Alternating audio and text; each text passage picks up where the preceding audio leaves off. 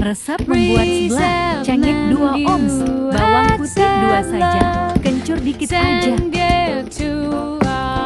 Resep membuat seblak, cengek 2 ounce, bawang putih 2 saja, kencur diulek-ulek sampai lembut. Masukkan kerupuknya sampai setengah lebih. Masukin bumbunya secukupnya saja.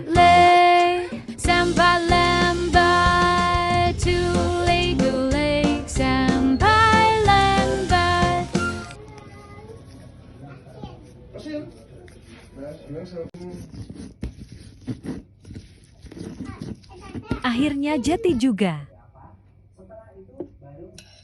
Tinggal masukin kerupuk yang telah digodok tadi.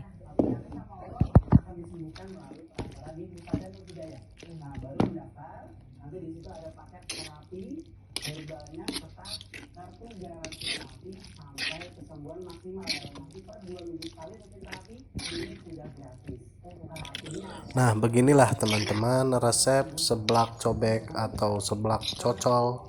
Seperti inilah. Terima kasih, mudah-mudahan bermanfaat. Jangan lupa subscribe channel YouTube saya. Terima kasih. Assalamualaikum.